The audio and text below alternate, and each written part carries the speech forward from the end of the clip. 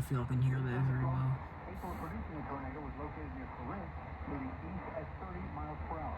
The storm may contain a tornado and at least quarter-sized hail.